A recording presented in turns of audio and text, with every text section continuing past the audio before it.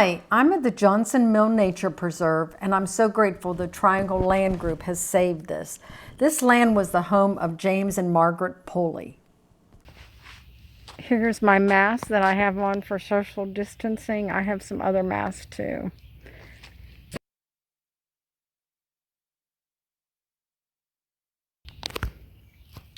It was on.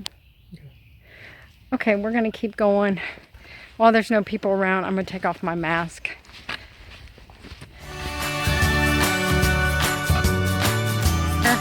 I'm hot and sweaty, but it's wonderful. Just don't trip. Yeah, Jay's saying while I'm doing this selfie video, don't trip. That's a good point, because there are tree roots. You know, the trees don't get rid of their roots for you hiking, but really the trails are I think the trails are great. There's my wonderful husband back there, and I will show you a picture of his hiking pole. We collect the medallions, and we got one from Seneca Rock State Park in West Virginia. One of my favorite places to be. And we went at the bottom of the trail all the way up. It's about 3 miles. And there's rocks up there that have this big sign that say, "Don't climb, hazardous." But my husband, the little boy in him, was like, "Oh, it's perfectly safe, Carroll," which he was on the safe part. Who had mountain rescue training at Fort Carson in the military?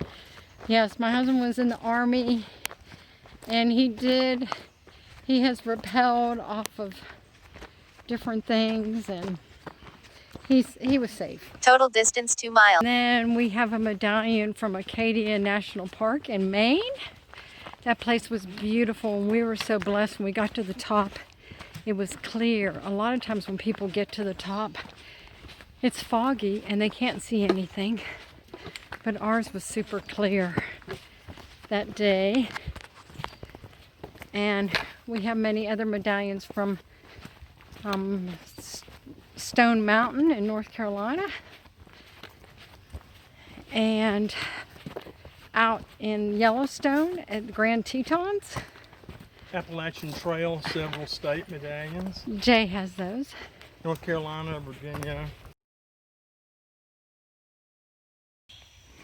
And listen to the birds.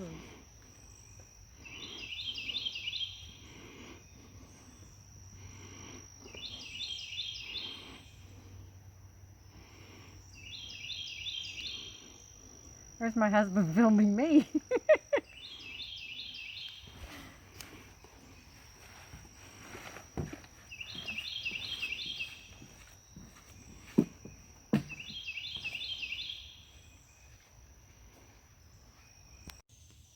It says to move it.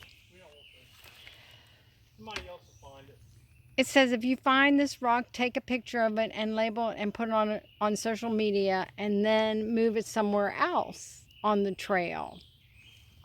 You can if you want to. I'll take a picture of it for you.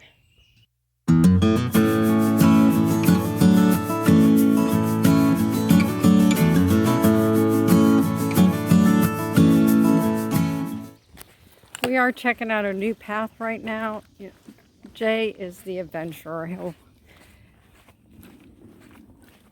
By the way, you don't necessarily need hiking boots. I would just say some sturdy shoes, closed-hold shoes, closed-hold shoes. The woods are so pretty back there, aren't they? Oh yes, the woods are very pretty. You may not come across them. That's true. A lot of things don't come across on video like they should, but so I would wear closed-toe shoes at least, and comfortable. We have hiking poles, but in the past we have used a broomstick handle as a hiking pole, or a long paint handle as a hiking pole. Or we've used... a closet rod. That's a closet rod Jay is using as a hiking pole. Especially when we've taken trips, we'll stop at the local hardware store. Like out in Colorado, we stopped at the local hardware store and we got a paint pole, and that's what we use for hiking poles. You don't have to use them, but if you want to, when you hit the ground, they actually usually keep any snakes away because the snakes hear the vibration. I don't know what all this is. So the snakes hear the vibration and they will stay away. But we've hiked for probably 20 years now at this point, and I've seen about 2 snakes.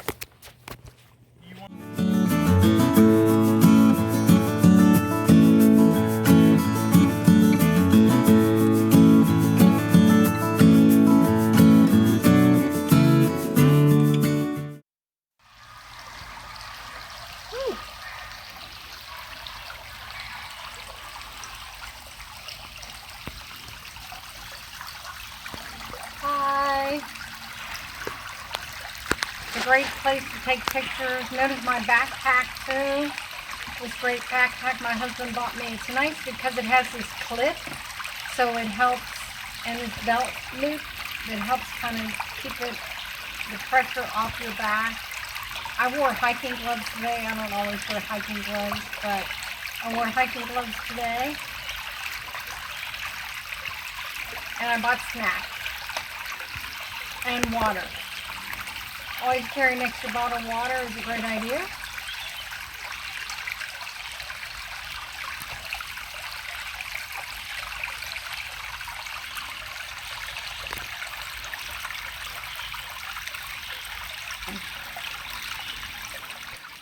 The bridge with the root tree is close to the intersection of Robbins Trail and Old Bluff Trail. Remember this bridge with that tree?